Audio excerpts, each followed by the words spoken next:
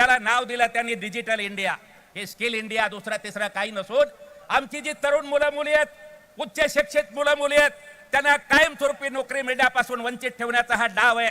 फक्त बड्या कॉर्पोरेट कंपन्या स्वस्तात आपली मुलं वापरता यावीत याच्यासाठी हे स्किल इंडिया आणलेलं आहे.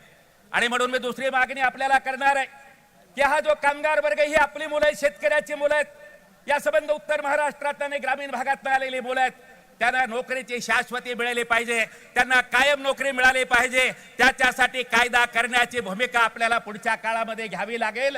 आपली मुलं 20-20 वर्ष काम करतात परंतु कायम होत नाहीत. आणि म्हणून श्रम करणाऱ्या मुलाला, श्रम करणाऱ्या कष्ट करणाऱ्या मुलीला कायमस्वरूपी नोकरी मिळेल, तिला चांगलं वेतन मिळेल, तिला म्हातारपणाच्या पेन्शनची सोय होईल, तिला स्वस्तामध्ये घर मिळेल. याची व्यवस्था करण्यासाठी आपल्याला देशाच्या राजकारणामध्ये, अर्थकारणामध्ये आपल्या माध्यमातून हस्तक्षेप करण्याची आवश्यकता आहे. मला खात्री आहे राजाभाऊ ग्रामीण भागामधून आलेले आहेत, राजाभाऊ शेतकऱ्यांचे पुत्र आहेत, राजाभाऊ सामान्य माणसाबद्दल आस्था असलेला हा आपला सामाजिक आणि कार्यकर्ता आहे. निश्चितपणे आपलं दुःख दिल्लीच्या दरबारामध्ये मांडून, आपली भूमिका मांडून या गोरगरीब कष्टकऱ्यांच्या बाजूने निर्णय करण्यासाठी सरकारला भाग पाडतील याची मला खात्री आहे. राजाभाऊ, आपल्याला माहिती आहे घराच्या किमती किती वाढलेल्या आहेत, आपल्याला माहिती आहे शिक्षण किती महाग झालेलं आहे, आपल्याला माहिती आहे औषधं किती महाग झालेली आहेत. तुम्ही आरोग्य क्षेत्रामध्ये कोविडच्या काळामध्ये प्रचंड काम केलेलं आहे, गोरगरिबांना, सामान्य माणसाला मदत केलेली आहे. परंतु आज अशी परिस्थिती आहे की कुठे शाळेमध्ये ऍडमिशन घ्यायचं असेल, कॉलेजमध्ये ऍडमिशन घ्यायचं असेल तर लाखो रुपये डोनेशन दिल्याशिवाय ऍडमिशन मिळत नाही. आजारी पडल्यानंतर कॉर्पोरेट हॉस्पिटलमध्ये गेल्यानंतर संबंध लूट केली जाते हे आपल्याला माहिती आहे. घराच्या किमती जे 5-6 लाख रुपयाचं घर होतं ते आता 20-21 लाखापर्यंत गेलेलं आहे. हे का घडलं ते पण आपण लक्षात ठेवा. संबंध मोनोपोली तयार करण्यात आलेली आहे. सिमेंटचा उद्योग अदानीच्या ताब्यामध्ये, स्टीलचा उद्योग अदानीच्या ताब्यामध्ये, संबंध लागलेलं मटेरियल ह्या सगळ्या 4 मोठ्या मालक लोकांच्या ताब्यात आहे. मोनोपोली तयार करण्यात आलेली आहे. स्टीलच्या किमती वाढल्या, सिमेंटच्या किमती वाढल्या, सर्व साहित्याच्या किमती वाढल्या, परिणामी आपली घरं महाग झालेली आहेत. राजाभाऊ, मी तुम्हाला विनंती करणार आहे, आमचे CI2चे अध्यक्ष कॉम्रेड आडम मास्तरांनी 35 लाख घरं सोलापूरमध्ये बांधलेली आहेत. 35 लाख घरं सोलापूरमध्ये बांधलेली आहेत. 3 लाखामध्ये घर दिलेलं आहे. माझी आपल्याला विनंती आहे, सिडकोच्या माध्यमातून, म्हाडाच्या माध्यमातून या शहरामध्ये घराची मोठी योजना तयार केली पाहिजे आणि त्या योजनेच्या माध्यमातून गोरगरिबांना घरं मिळाली पाहिजेत. यासाठी आपण प्रयत्न करावा अशी माझी विनंती आहे. मित्र, अनेक वक्त्यांना बोलायचं आहे, मी जाता जाता एवढीच विनंती करणार आहे. आज आपल्याला कुठल्याही परिस्थितीमध्ये कराळे मास्तरांनी सांगितलेल्या कारणासाठी मोदी सरकारचा पराभव करायचा आहे आणि तो पराभव करण्यासाठी राजाभाऊ वाजे यांना प्रचंड मताने निवडून द्या अशी आपल्याला विनंती करतो आणि थांबतो. धन्यवाद. इन्किलाब जिंदाबाद. धन्यवाद डॉक्टर साहेब. या ठिकाणी आपण ज्यांची वाट बघत होतो असे आदरणीय युवा सेना प्रमुख आदित्यजी ठाकरे साहेब यांचं या ठिकाणी सर्वांनी जागेवर उभं राहायचं, टाळ्या वाजवायच्या, हात उंच करायचे, हात उंच करा, टाळ्या वाजवा. छत्रपती शिवाजी महाराज की, छत्रपती संभाजी महाराज की, डॉक्टर बाबासाहेब आंबेडकरांच्या शिवशाही पक्ष प्रमुखांना नाश्ता सहभागी बनाव, युवा सेना प्रमुख सहभागी बनाव.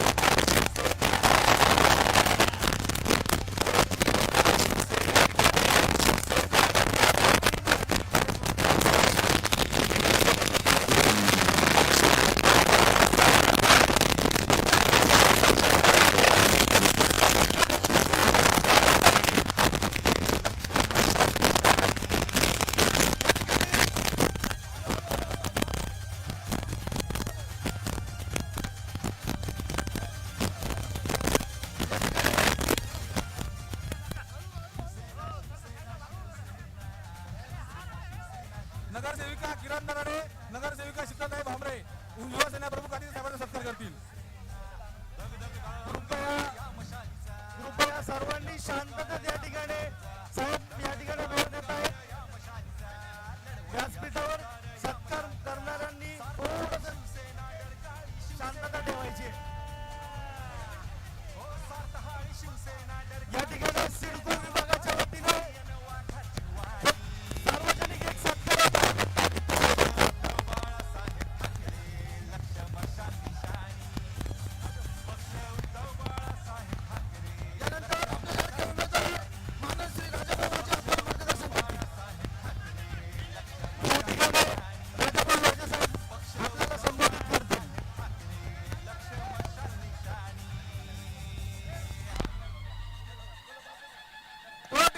डीजे थोडा कमी करा.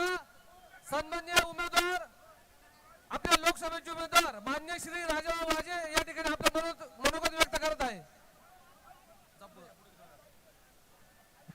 छत्रपती शिवाजी महाराज की, छत्रपती संभाजी महाराज की, डॉक्टर बाबासाहेब आंबेडकरांचा.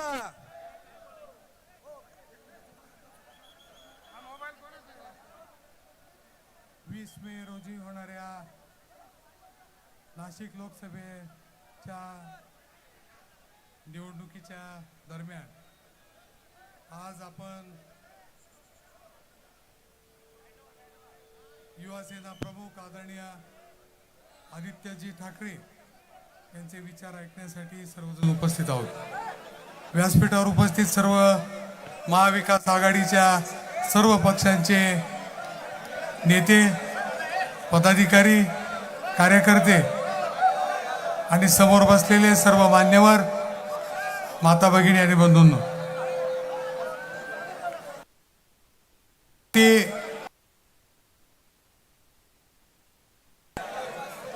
ही 20 मे रोजी होणारी निवडणूक आणि त्या अनुषंगाने आज आपण प्रचारासाठी आदरणीय आदित्यजी ठाकरे यांचे विचार ऐकण्यासाठी आपण सर्वजण उपस्थित आहोत.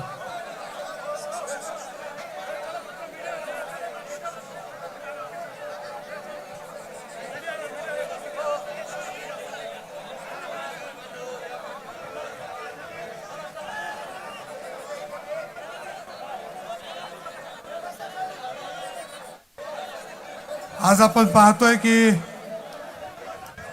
आतापर्यंतच्या इतिहासात महाराष्ट्रात 1 किंवा 2 टप्प्यात निवडणुका या झालेल्या आहेत, परंतु यावेळेस या निवडणुका 5 टप्प्यात होत आहेत. याचं कारण काय याचा विचार आपण जर केला तर देशाचे पंतप्रधान आदरणीय मोदी साहेब यांना जास्तीत जास्त वेळा महाराष्ट्रात यायची गरज वाटते आणि म्हणून त्यांच्या सोयीसाठी 5 टप्प्यात निवडणूक होत आहे. मग याचं कारण काय? तर याचं कारण हे आहे की महाराष्ट्राची जनता एक वेगळा विचार करायच्या मनस्थितीत आहे.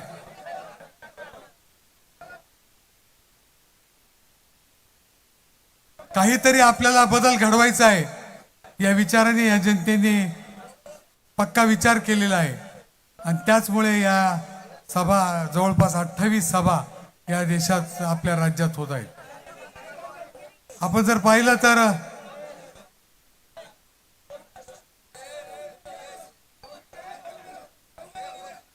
पाहिलं तर महाराष्ट्रात या निवडणुका होत असताना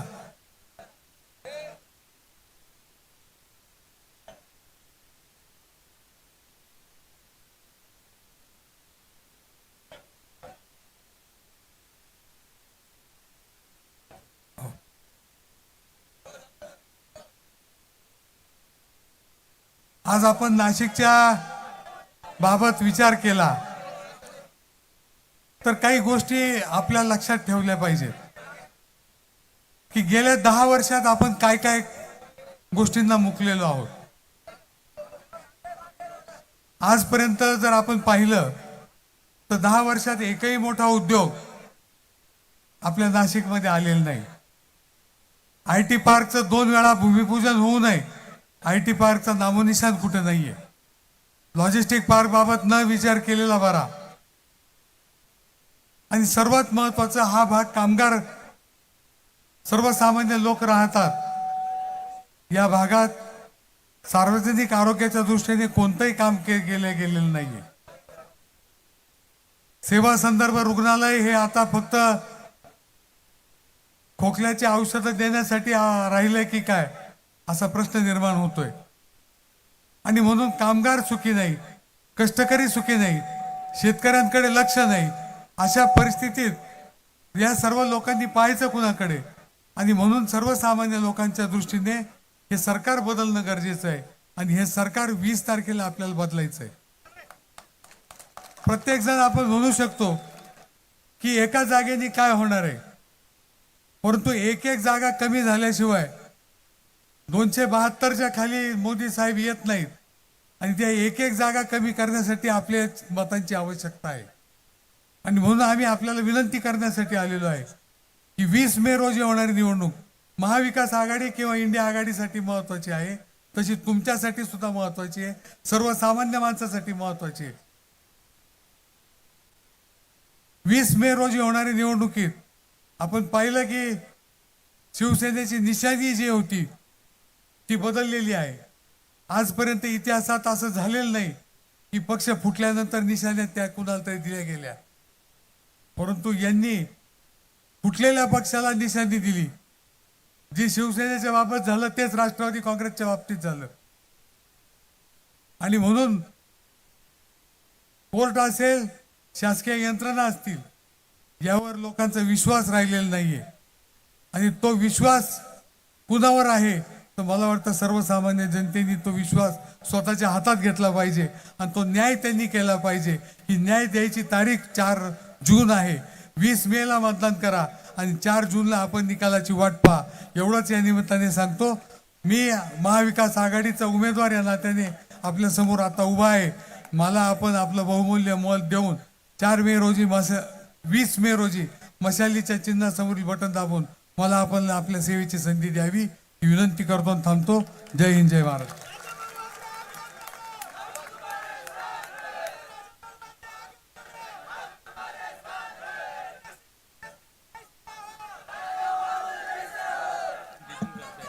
हॅलो या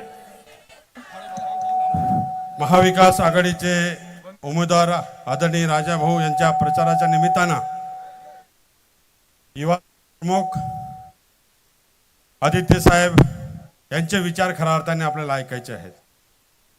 व्यासपीठावरील सर्व मान्यवर, उपस्थित सर्व माता भगिनी, युवक, ज्येष्ठ पत्रकार मित्रांनो, गेल्या 45 दिवसापासून राजाभाऊ वाजेंचा अतिशय नियोजनबद्ध प्रचार चालू आहे. ज्यावेळेस उमेदवारी डिक्लेअर झाली त्यावेळेस सिन्नरसह नाशिक शहरामध्ये एक जल्लोषाचं वातावरण निर्माण झालं. पण काही लोकांनी चर्चा पसरवली होती, राजाभाऊ वाजे सिन्नरला असतात, ग्रामीण भागाचा विकास त्यांनी केलेला आहे, परंतु शहरी भागाची त्यांना माहिती नाही. त्यांच्या राहणीमानावरती टीका टिप्पणी केली गेली. पण राजाभाऊ वेल एज्युकेटेड आहे हे त्यांनी इंग्रजीमधनं संभाषण केलं, मीडियाने घेतलं आणि त्यावेळेस सर्वांना कळलं. राजाभाऊ सर्वांच्या सुखदुःखामध्ये जातात. वेळ प्रसंगी अंत्यविधीला गेले तर 3D सुद्धा बांधतात ते. पण राजाभाऊ तुम्हाला या सरकारची 3D बांधायची. आता तुम्ही प्रचंड मताने विजय होणार. आदरणीय उद्धव साहेबांची सभा झाली, युवासेना प्रमुख या ठिकाणी आशीर्वाद द्यायला आलेले. युवकांमध्ये चैतन्य निर्माण झालेलं आहे. ज्या खासदाराला आपण 10 वर्षापूर्वी निवडून दिले, आदरणीय उद्धव साहेबांनी आशीर्वाद दिले, त्यावेळेस युवा सेना प्रमुख आदित्य साहेबांनी आशीर्वाद दिलेत, त्यांच्या प्रचारासाठी फिरलेत, अनेक विकास कामांच्या भूमिपूजनासाठी सुद्धा आदित्य साहेबांना त्यावेळेस बोलवलं गेलं. परंतु खासदार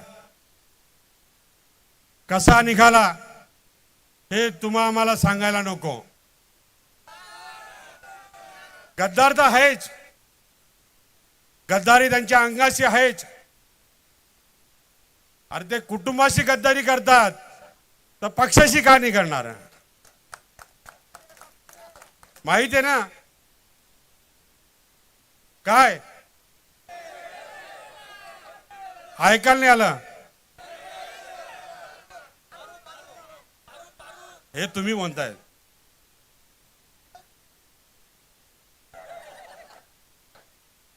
पण मला सांगायचंय साहेब, आपल्या फाटीत खंजीर खोपसून गद्दार खासदार तिकडे गेला आणि गद्दाराला धडा शिकवण्यासाठी प्रत्येक शिवसैनिक सज्ज झालेला आहे. त्याला जमिनीत गाडल्याशिवाय शिवसैनिक शांत बसणार नाही. अनेक शहरामध्ये भूमिपूजन केलेत पण एकही विकास काम झालं नाही. साहेब, ह्या सिडको वासियांचा एक प्रश्न मोठा गंभीर आहे.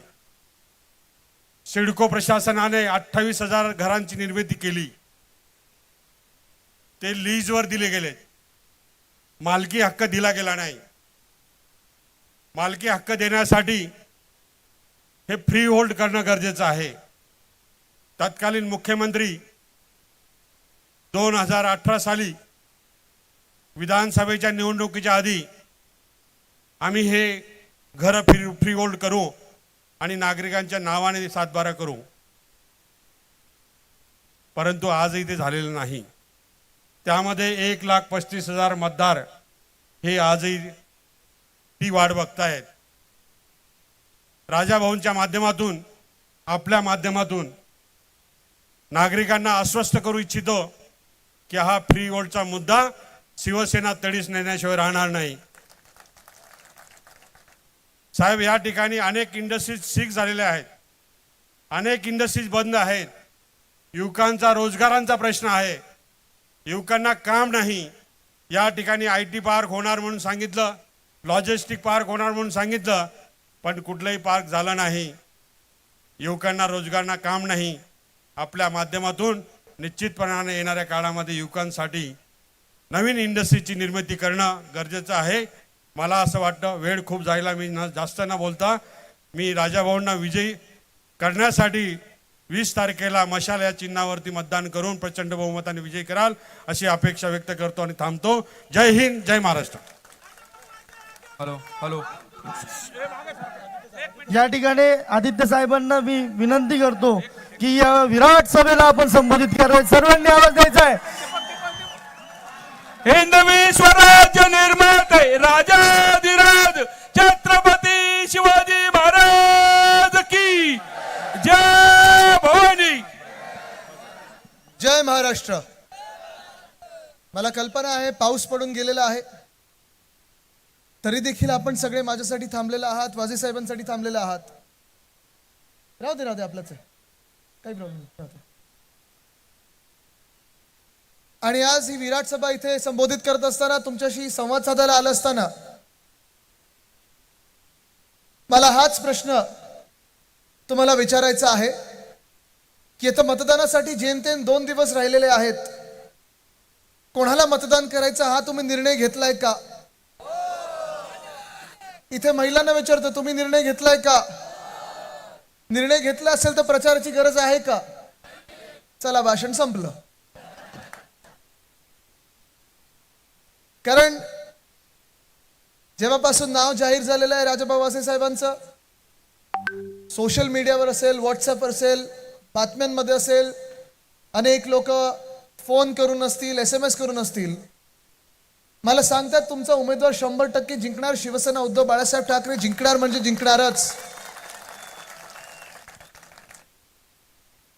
आणि हे सगळं वातावरण जसं मला नाशिकमध्ये दिसत आहे, तसा हा 5वा टप्पा आपल्या महाराष्ट्रातला आहे. कदाचित शेवटचा टप्पा आपल्या महाराष्ट्रातला जरी असला तरी देशात अजून 2 टप्पे मतदानासाठी राहिलेले आहेत. आणि ह्या 5ही टप्प्यांमध्ये महाराष्ट्रात तरी आणि देशभरात देखील मला महाविकास आघाडीचं, इंडिया आघाडीचं वातावरण दिसत आहे.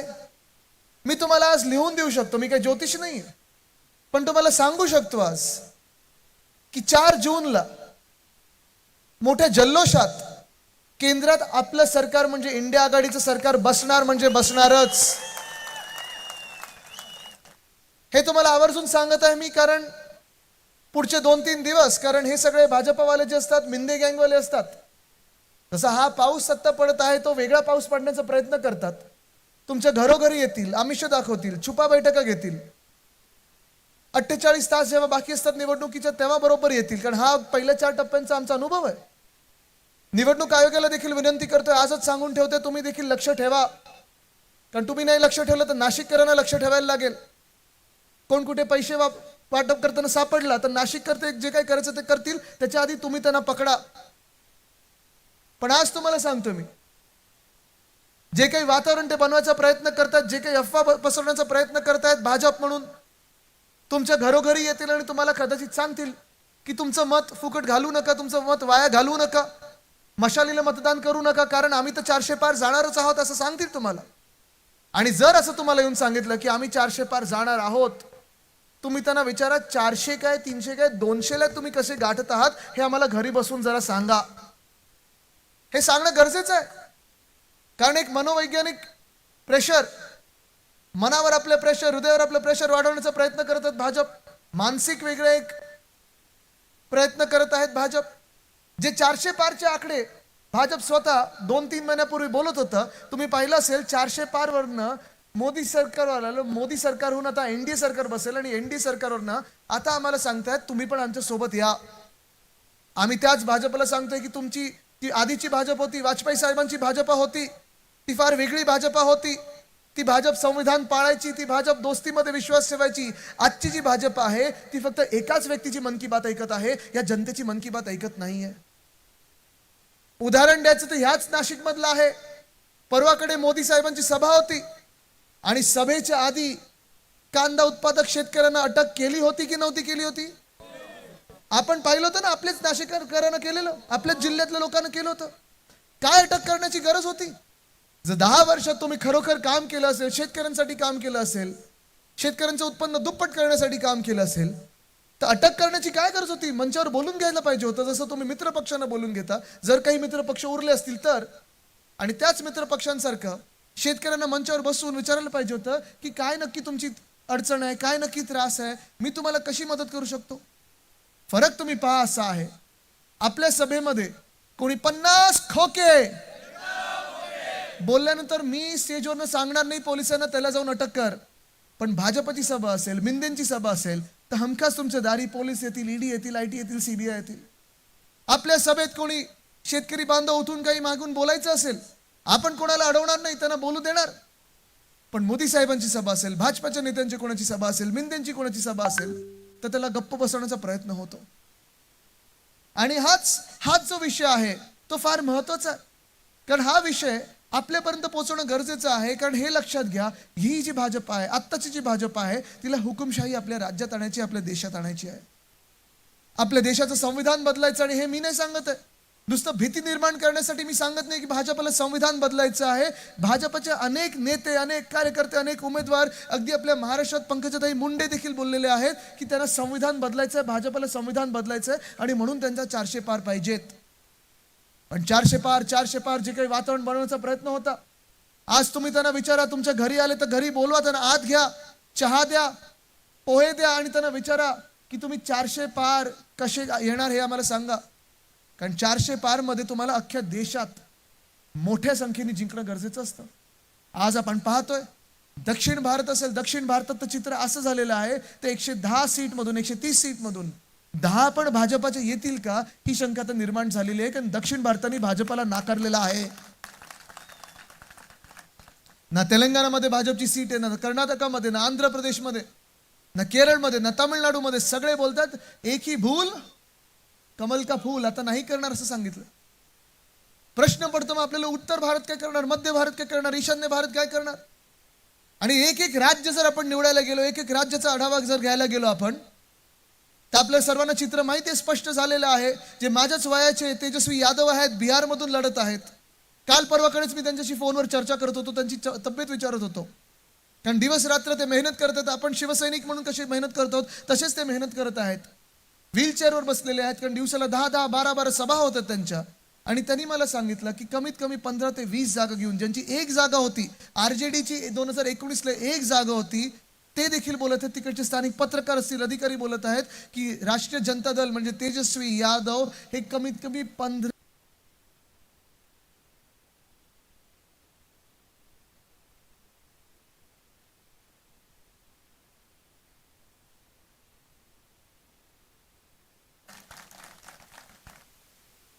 दिल्लीमध्ये चित्र तर एकदमच भयंकर आहे.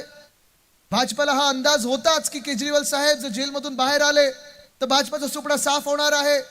तुम्ही लिहून घ्या, केजरीवाल साहेबांना जी बेल मिळालेली, कारण कोणीतरी काहीतरी आरोप करायचा, उचलून आत टाकायचं, हे जे प्रयत्न आहेत जे राजकीय नेत्यांसोबत आज होत आहेत, तडीपारीच्या नोटीस असतील, आज जाण्याच्या नोटीस असतील, ह्या सगळ्या नोटिसा ज्या आज आपल्यासाठी काढल्या जात आहेत, उद्या सामान्य नागरिकांसाठी काढल्या जातील भाजपकडून. आणि तशीच एक नोटीस, तशीच एक जेलची नोटीस केजरीवाल साहेबांसाठी काढली होती, त्यांना देखील आत टाकलं होतं.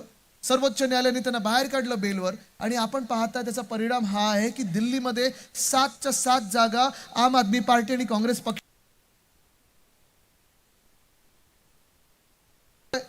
आम आदमी पार्टी जिंकत आहे. हरियाणामध्ये देखील परिवर्तनाचे वारे वाहू लागलेले आहेत. काँग्रेसचा तिथे चांगला परफॉर्मन्स होणार आहे.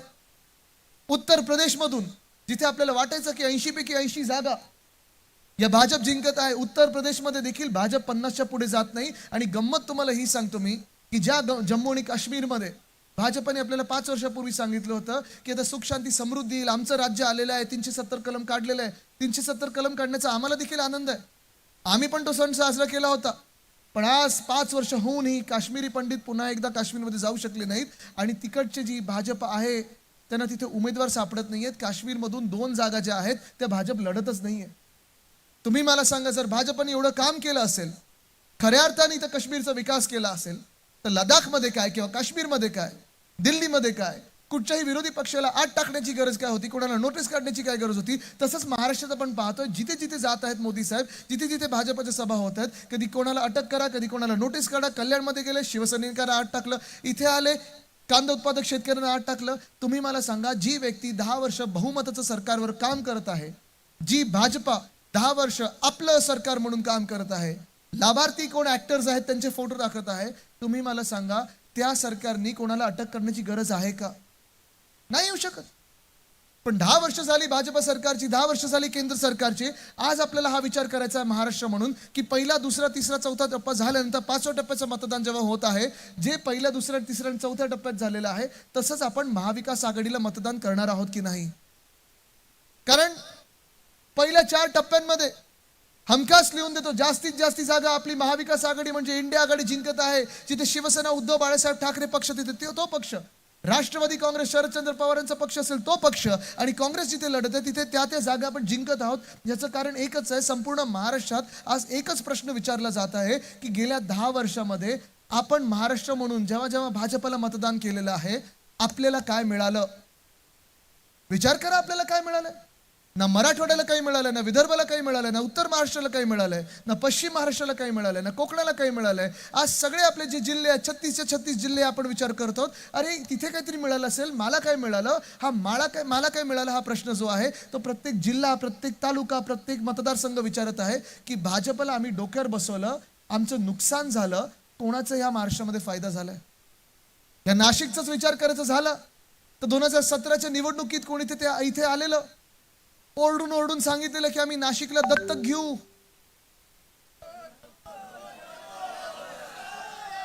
कोणी सांगितलेलं? आम्ही नक्की येणार, दत्तक घेऊ. घेतलंय दत्तक नाशिकला? पहिलं म्हणजे तुम्ही नाशिकला दत्तक घेण्या एवढे मोठे झालात तरी कधी? नाशिकची सेवा करायची आहे. कोणी कधी येऊन सांगायचं ब्लूप्रिंट घडवलेलं आहे, कोणी सांगायचं दत्तक घेत आहे. आम्ही तुम्हाला एवढंच सांगायला आलेलो आहे, जशी वर्षानुवर्ष आम्ही या नाशिक शहराची सेवा करत आलेलो आहे, तसंच नम्रपणे तुमची सेवा करणार ही शपथ घेऊन, शिवरायांच्या शपथ घेऊन आम्ही पुढे निघालेलो आहे. नाशिकमध्ये अनेकदा सरकार असताना पण मी आलेलो आहे. आपलं सरकार होतं, महाविकास आघाडीचं सरकार होतं. इंडस्ट्रीजसाठी असेल, कधी उद्योग क्षेत्रासाठी असेल, कधी आजूबाजूच्या शेतकऱ्यांसाठी असेल. या जिल्ह्यामध्ये अनेक कामं जी होती ती भूमिपूजन असतील, उद्घाटन असतील, ती मी इथे स्वतःहून केलेली आहेत. अनेकदा पर्यटनाचा फंड इथे दिलेला आहे आणि ती कामं लोकांमध्ये आहेत. मला त्याचा आढावा घेण्याची गरज नाही, त्यांना पाढा मोजून दाखवायची गरज नाही. पण जे आपल्यासोबत 10 वर्ष खासदार म्हणून फिरायचे, खूप ठिकाणी त्यांनी मला नेलं, कारण ते काय पब्लिक इमेजमध्ये जास्ती अडकायचे. कामांमध्ये किती होतं मला नंतर नंतर कळायला लागलं.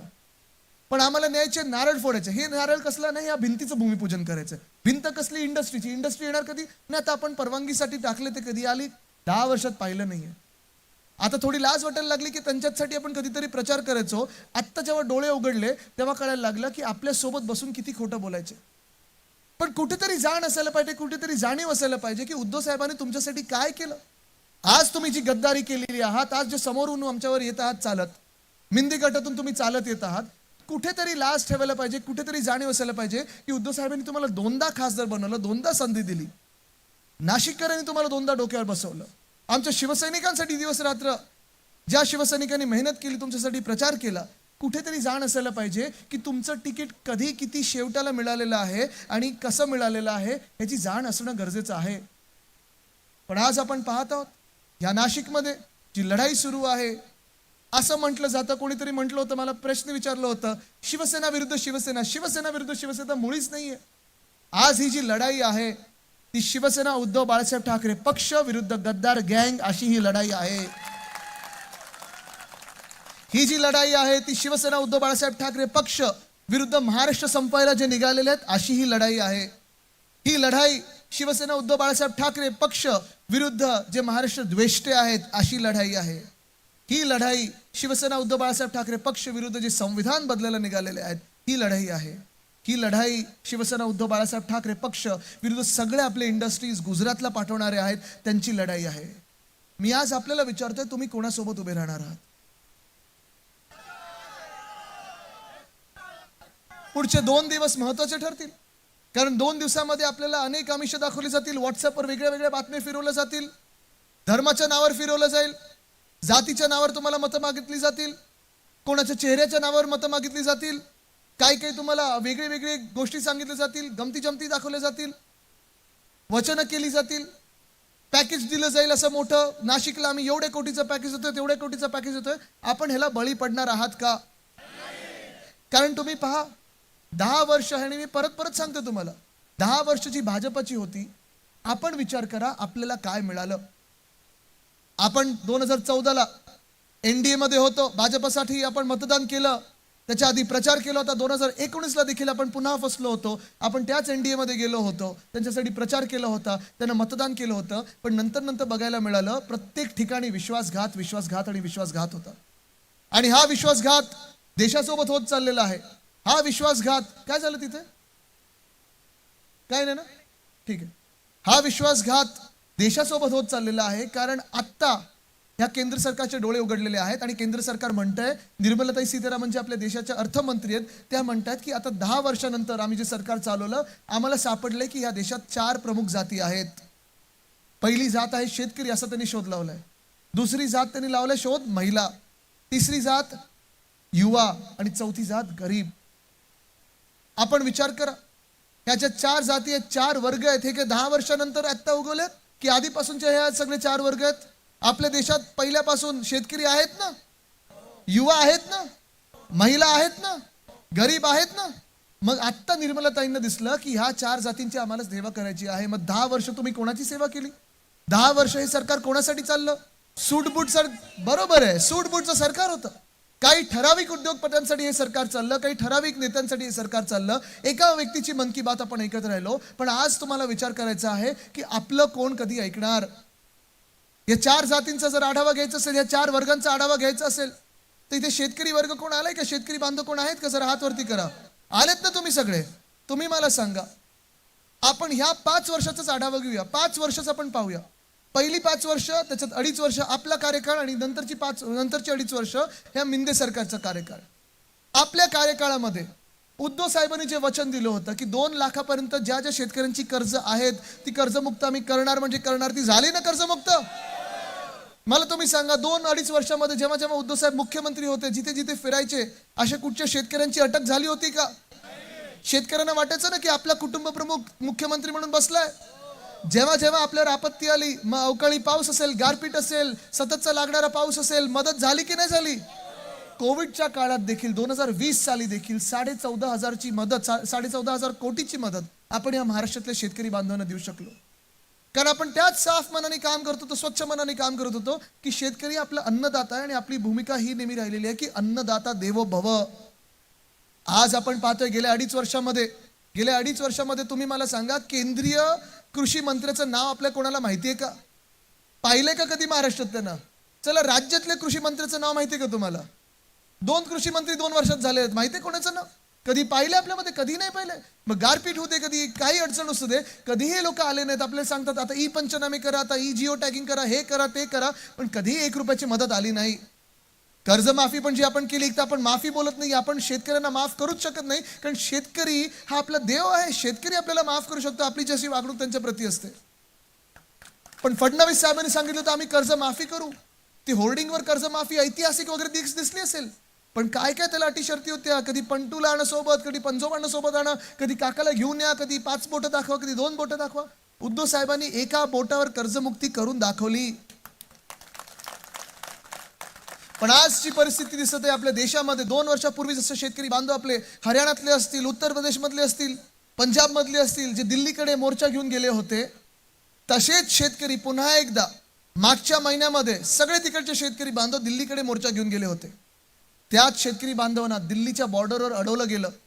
त्याच शेतकरी बांधवांच्या रस्त्यामध्ये मोठे खिळे ठोकले गेले. त्याच शेतकरी बांधवांवर भाजप सरकारने लाठीचार्ज केला. त्याच शेतकऱ्यांवर भाजप सरकारने गोळीबार केला. त्याच शेतकऱ्यांवर ह्याच ड्रोन मधून अश्रुधूर सोडला. आज मी या शेतकरी बांधवांना विचारत आहे, तुम्ही ह्या भाजपला किंवा मिंदी गटाला कधी मतदान करू शकाल का? ज्या शेतकऱ्यांना हेच भाजपा अर्बन नक्सल बोलते, माओवादी बोलते, अतिरेकी बोलते, तुम्ही ह्या भाजपला आणि मिंदी गटाला कधी मतदान करू शकणार आहात का? जी भाजपा जेव्हा स्वतःचे प्रधानमंत्री, आपल्या देशाचे प्रधानमंत्री नाशिकमध्ये येतात आणि कांदा उत्पादक शेतकऱ्यांना अटक करतात, आवाज त्यांचा दाबून टाकतात, त्या भाजपला, त्या मिंदी गटाला तुम्ही कधी मतदान करणार आहात का? करू शकणार आहात का? हे पाप आपण करू शकणार आहोत का? नाही करू शकत. नाही करू शकत. कारण आपल्यावर अत्याचार करणाऱ्याला जर आपण पुन्हा एकदा डोक्यावर बसवलं, तेव्हा ब्रिटिशांचं राज्य आणि हे भाजपचं राज्य, काय फरक याच्यात दिसतो आपल्याला? अत्याचार अत्याचार अत्याचार किती सहन करत जायचा अत्याचार? महाराष्ट्रावर तर होत चाललेलाच आहे अत्याचार, पण या देशामध्ये कुठचंही राज्य असो, शेतकऱ्यांवर अत्याचार हे भाजपचा एक प्रमुख चेहरा झालेला आहे. जिथे जिथे शेतकरी आहेत आणि जिथे जिथे भाजप आहे, तिथे शेतकऱ्यांवर अत्याचार होत चाललेला आहे. पण जो दुसऱ्या वर्गाचे जे शोध लावलेला आहे निर्मलाताईंनी, महिला, आज इथे मोठ्या संख्येने महिला आल्या आहेत. मला वाटतं जवळपास 50% जास्ती महिला या इथे मैदानात दिसत आहेत. मला, मी तुमचं खास कौतुक करतो.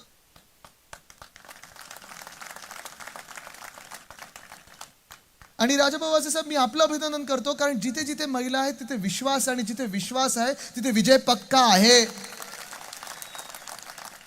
आज ह्या महाराष्ट्रामध्ये एक जर कुटुंब प्रमुख प्रत्येक महिलेला वाटत असेल की आपला भाऊ मुख्यमंत्री म्हणून बसला होता, आपला कुटुंब प्रमुख म्हणून मुख्यमंत्री म्हणून बसला होता, ती व्यक्ती म्हणजे उद्धव बाळासाहेब ठाकरे. आणि संपूर्ण महाराष्ट्रातच काय, देशात हे चित्र आहे.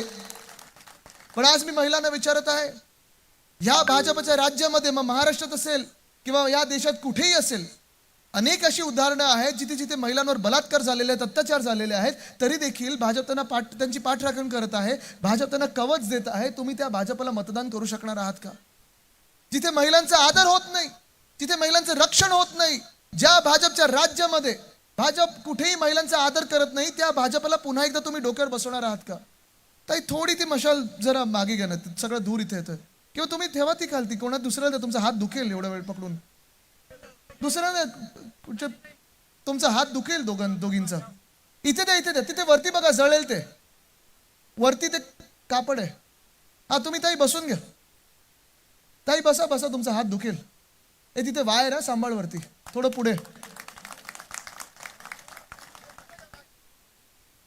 मागे घ्या किंवा ते झाका आता, नो प्रॉब्लेम. मशाल आपल्याला ईव्हीएम वर पेटवायचे. सांभाळा सांभाळा सांभाळा. इथे पण दादा तुमचा पण हात दुखेल, तुम्ही पण ते झाका आता, बंद करा. ती मशाल प्रत्येक हृदयात पेटलेली आहे.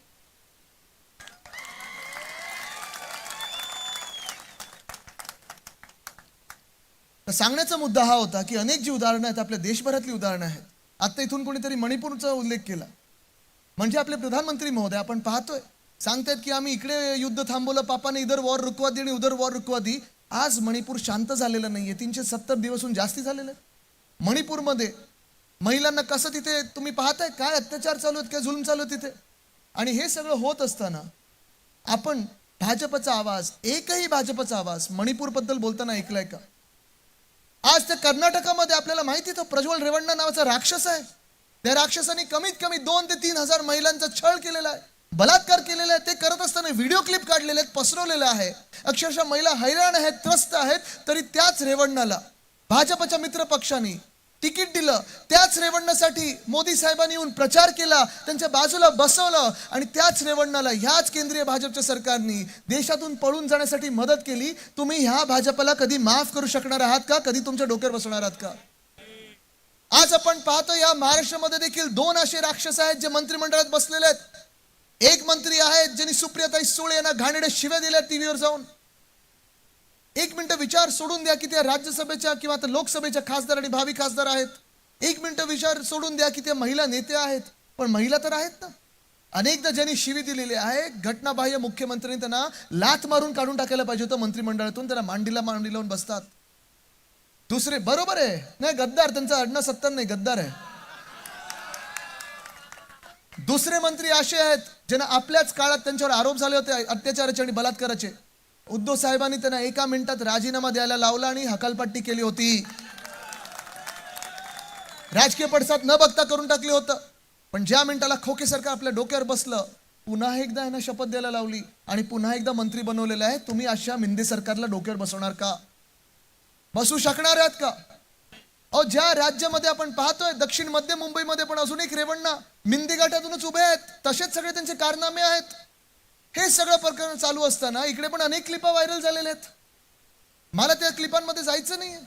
पण आज प्रश्न हा राहतो की जे भाजप, जी मेंदे सरकार, जी एक वृत्ती आपल्या राज्यात आणत आहे, जी वृत्ती, जी एक मानसिकता आपल्या देशात बनवत आहे, ही एवढी भयानक आहे. साधं उदाहरण तुम्हाला द्यायचं, सगळ्यात वाईट उदाहरण द्यायचं म्हणजे काही वर्षांपूर्वी एका बिल्किस नावाच्या बाईवर, एका महिलेवर बलात्कार झाला होता. तोच बलात्कार होत असताना त्या बलात्कारी लोकांनी तिच्या 3 वर्षाच्या मुलीला डोकं ठेचून चिरडून तिच्या समोर मारून टाकलं होतं. सुप्रीम कोर्टाने सजा सुनावली, जन्मठेपेची सजा दिली. जेलमध्ये होते हे सगळे बलात्कारी लोक, हे राक्षस जेलमध्ये होते. पण भाजपचा प्रचार करण्यासाठी गुजरातमध्ये ह्याच राक्षसांना भाजपच्या सरकारने कोर्टाचा अवमान करून जेलमधून बाहेर काढलं, आरती ओवाळली, गळ्यात हार टाकले आणि प्रचाराला फिरवलं. याशी भाजपा तुम्हाला मान्य आहे? याशी भाजपा आपल्याला मान्य आहे?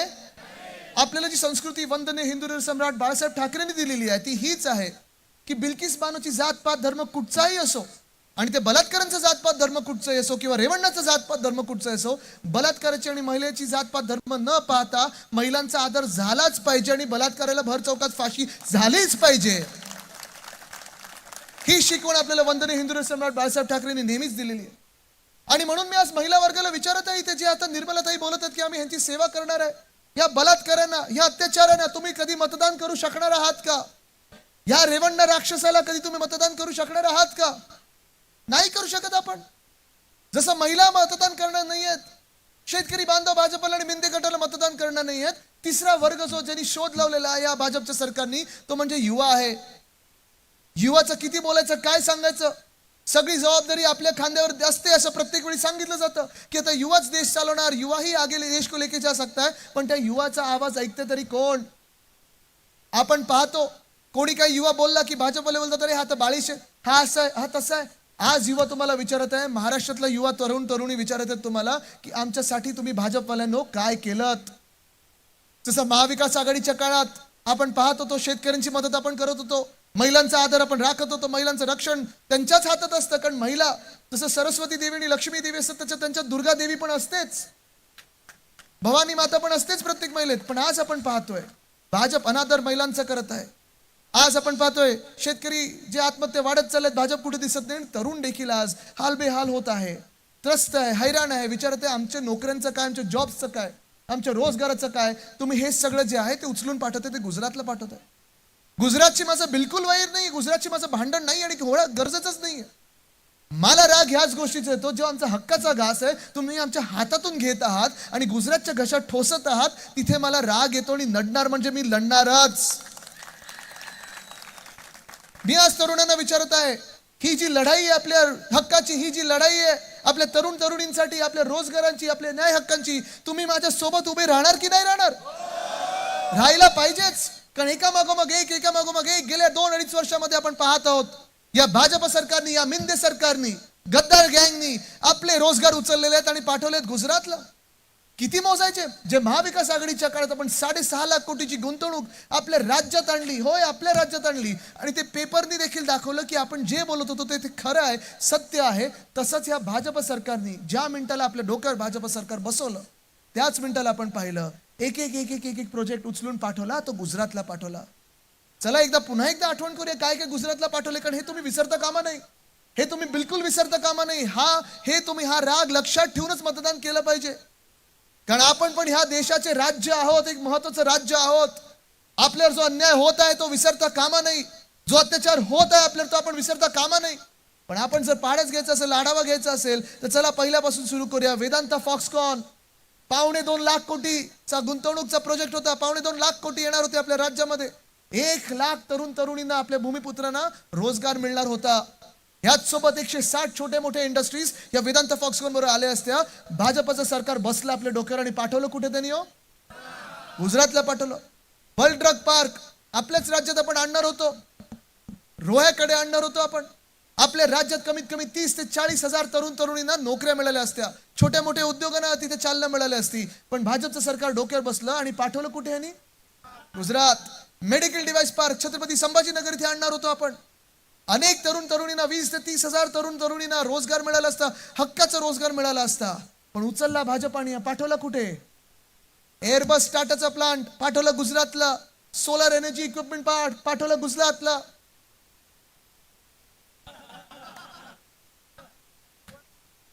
प्रचाराची गरज नाहीये, सगळं माहिती आहे सगळ्यांना. महानंद देखील गुजरातच्या हातात दिलेला आहे, टेस्ला देखील गुजरातमध्ये जाणार आहे आणि वर्ल्ड कपची फायनल आपल्या पंढरी वानखेडेमध्ये होणार होती, क्रिकेटच्या पंढरीत, ती देखील पाठवली गुजरातला. हे पुत्रप्रेम नाहीये? काय काय ऐकून नाही आलं? काय झालं? ऐकून नाही आलं? दिल्ली पण पोहोचू द्या. जिथे जिथे मतदान होत आहे 5व्या टप्प्यात तिथे पोहोचू द्या. काय आलं? हे मी नाही बोलत आहे, पण आज आपण पाहतोय हे जे चित्र आहे ते बदलणं गरजेचं आहे. जसं मी सांगितलं की हे जे विषय आहेत, हे जे गुजरातला उचलून चाललेले विषय आहेत, गुजरातचे आपलं काही भांडण असण्याचं कारण नाही, पण भांडण हे भाजप निर्माण करत आहे आपल्यावर अत्याचार करून, आपल्यावर अन्याय करून. बरं, एका बाजूला हे सुरू असताना दुसऱ्या बाजूला नोकर भरतीचा विषय आहेच, MPSCच्या ज्या परीक्षा आहेत, पेपर फुटीचा जो विषय आहे, आपण पाहतोय जो पेपर फोडतो त्याला 2-3 दिवस अटक होते, परत तो बाहेर येतो, परत पेपर फोडतो, परत अटक होते, परत बाहेर येतो. तलाठी भरतीचा जो विषय होता, 200 मार्काचा पेपर, 214 मार्क मिळाले, तरी तिथे काही पुढे कारवाई झाली नाहीये. आज मी तुम्हाला वचन देत आहे, त्या मुला मुलींना वचन देत आहे ज्यांनी ही 4-5 वर्ष आयुष्याची ह्या अभ्यासात घालवलेले स्वप्न घेऊन पेपरला बसतात, त्यांना वचन देत आहे मी की ज्या मिनिटाला आपलं इंडिया आघाडीचं सरकार केंद्रात बसेल, पहिला कायदा असेल, जो पेपर फोडेल त्याला आपण फोडल्याशिवाय राहणार नाही, कमीत कमी 10 वर्षाची सजा देऊ.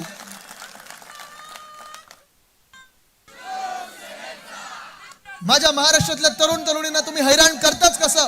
आमच्या तरुण तरुणींना तुम्ही अन्याय करताच कसं? बघतो मी पण उभा आहे इथे तुम्हाला आडवा घेण्यासाठी. कितीही मोठी ताकद दिल्लीची असो, हा महाराष्ट्र तुम्हाला आडवा केल्याशिवाय राहणार नाही, या महाराष्ट्राची युवा ताकद दाखवल्याशिवाय राहणार नाही. पण आपण पाहतोय की हे तिन्ही वर्ग आज भाजप सोबत नाही, त्यांनी एक चौथा वर्ग जो त्यांनी शोध लावलाय गरीब म्हणून, ते गरीब आपण सगळ्यांनाच वाटायला लागलेलं आहे, कारण ह्या देशामध्ये जगणं आता परवडत नाहीये. बरोबर आहे ना? 80 कोटी लोकांना राशनचं देतात. रोजगाराबद्दल बोललेत का? बरं, ते राशन जरी येतं ते येतं का वेळेवर? कसं येतं? तो आनंदाचा शिदा, तो दुसरा एक घोटाळा होताच. पण मला तुम्ही सांगा, ज्या महागाई विरुद्ध आपण 2014ला लढलो होतो, पाहिलं होतं सगळीकडे आपण, बहुत हुई महंगाई की मार, अब की बार मोदी सरकार. तुम्ही मला सांगा, गॅस परवडण्यासारखं राहिलंय कोणाला इथे? 14ला कितीला होतं? 400. तेव्हा 400 पार झाला होता. आता कितीला आहे गॅस? जा सांगा त्या भाजपला ना, महागाई पहिली कमी करा आणि मग नंतर मागायला या. पेट्रोल कितीला आहे, डिझेल कितीला आहे? आठवतंय कोणाला? 14ला कितीला होतं? रुपयाची बराबरी आपण डॉलरशी करणार होतो. आज आपण पाहतोय पापाने वॉर रुकवा दी ही ऍड येते, मटन मांस मच्छी खात्यात विरोधी पक्ष असं बोललं जात आहे. तुम्ही काय घालायचं काय नाही घालायचं हे बोललं जात आहे. पण आज देखील भाजपमधून एकही व्यक्ती गेल्या 10 वर्षामध्ये काय काम केलं ह्याच्यावर बोलू शकत नाही. स्मार्ट सिटीचं ऐकलंय का कोणी या भाषणांमध्ये कधी, या पूर्ण प्रचारामध्ये? स्वच्छ भारतचं कधी कोणी ऐकलंय का? Skill India, fit India, hit India, हे इंडिया कधी ऐकलंय भाजपाकडून? नाही ऐकले, कारण कामच झाली नाही आहेत. भाजपाची यशोगाथा हीच राहिलेली आहे की प्रत्येकाला त्यांनी पटवून दिलं होतं गेल्या 10 वर्षामध्ये की तुमचं भलं झालं नसेल पण इथे कोणाचं तरी भलं झालंय. भाजपाची हीच यशोगाथा गेल्या 10 वर्षामध्ये राहिली होती की आपल्याला सर्वांना वाटतं की 15 लाख माझ्या खात्यात नाही आले, पण तिथे 5व्या रांगेत कोणाचे तरी बसले त्यांच्या खात्यात आलेले. भाजप ह्याच्यावरच तरंगत होती गेल्या काही महिन्यांमध्ये आणि काही वर्षांमध्ये. तिथे प्रत्येक शेतकऱ्याला वाटत होतं की भले माझं उत्पन्न दुप्पट झालं नसेल, चूक माझ्यात आहे, पण तिथे कोणीतरी उत्तर प्रदेशमध्ये आहे ज्यांचं उत्पन्न दुप्पट झालंय, कोणाचंच उत्पन्न दुप्पट झालं नाहीये. प्रधानमंत्री आवास योजना 2022 पर्यंत सगळ्यांना घरं मिळणार होती असं प्रधानमंत्री महोदयांनी लाल किल्ल्यावरनं सांगितलेलं. कोणाला कोणाला घरं मिळेल जरा हात वरती करा.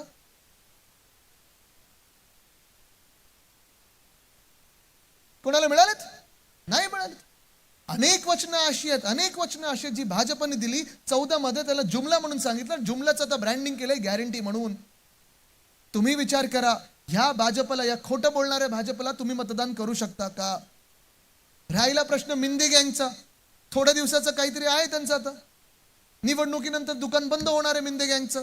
पण आज मी तुम्हाला विचारतोय, ज्यांनी गद्दारी केली, जे डरपोक आहेत, जे स्वतः पळून गेले होते गुजरातला, सगळे उद्योग पळवत आहेत गुजरातला, अशा मिंदे गँगला, अशा गद्दारांना, अशा बाप चोरांना, अशा पक्ष चोरांना आपण नाशिकमध्ये डोक्यावर बसवणार आहात का?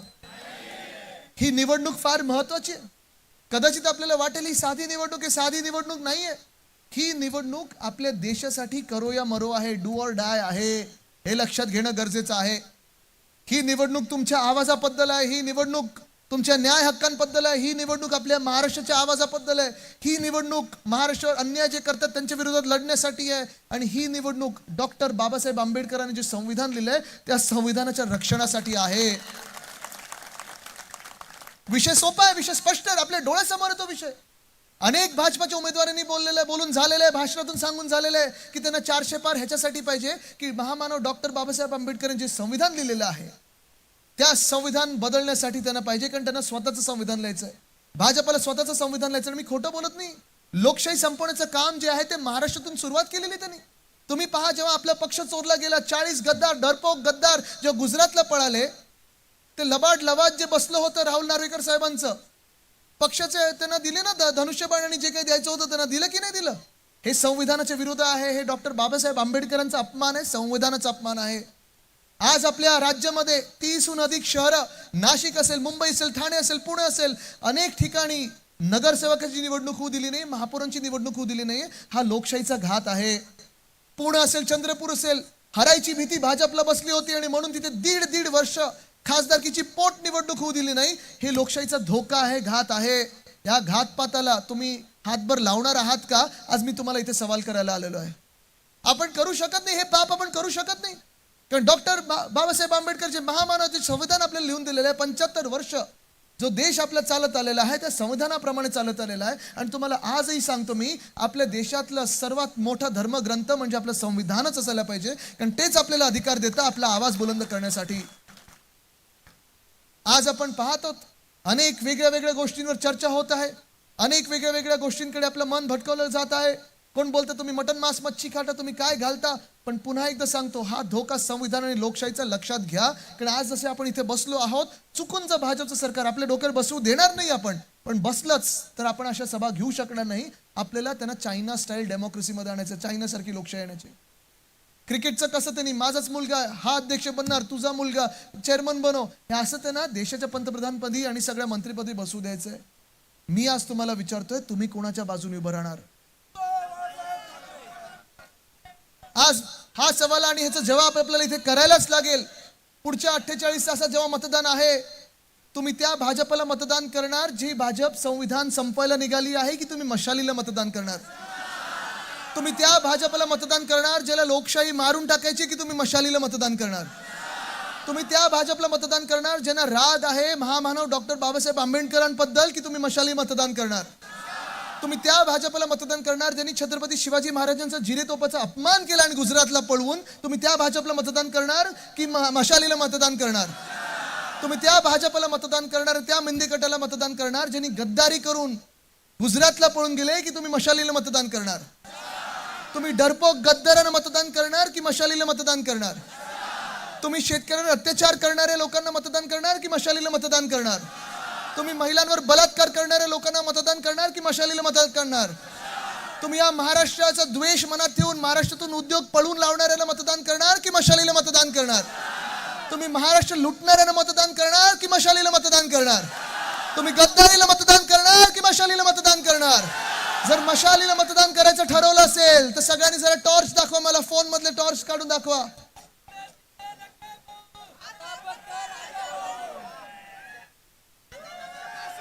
ही बघा, ही जी ताकद आहे ना मशालीची, भाजप ह्याला घाबरतं, मिंदे सरकार ह्याला घाबरतं, कारण अंधार भाजपला पसरवायचा आहे, अंधार भाजपला पसरवायचा आहे.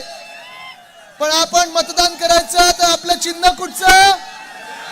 आपलं चिन्ह कुठचं? आपलं चिन्ह कुठचं? आपलं चिन्ह कुठचं? आपलं चिन्ह कुठचं? 20 तारखेला मशालीला मतदान करा आणि या देशातला अंधकार दूर करा. धन्यवाद. जय हिंद, जय महाराष्ट्र, वंदे मातरम. धन्यवाद साहेब. यानंतर देवानंदजी बिरारे आणि वंदनाताई बिरारी यांच्या वतीने आदरणीय वाजे साहेब यांना त्या ठिकाणी निवडणूक निधी म्हणून 5 लाखाचा धनादेश या ठिकाणी देण्यात येत आहे. त्यानंतर काही शिवसेनेमध्ये प्रवेश आहेत. हर्षल बाळासाहेब काळे सातपूर हे आपल्या कार्यकर्त्यांचा प्रवेश घेत आहेत. त्यानंतर सिन्नर तालुक्यातील मिंदे गटातील दशरथ हंडोरे विधानसभा प्रमुख, शंकर थोरात, राजेंद्र वाघ, अशोक देवगड, अनिल गवांदे, गडाख मदने हे सर्व प्रवेश करत आहेत.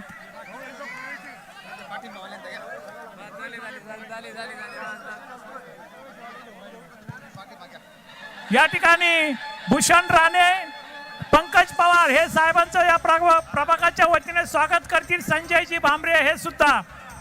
त्यानंतर पश्चिम विधानसभा मतदारसंघाच्या वतीने साहेबांचं स्वागत होईल. या ठिकाणी all India trade union Congress या पक्षाच्या वतीने, आयटक या संघटनेच्या वतीने महाविकास आघाडी राजाभाऊ यांना त्या ठिकाणी जाहीर पाठिंबा जाहीर केलेला आहे.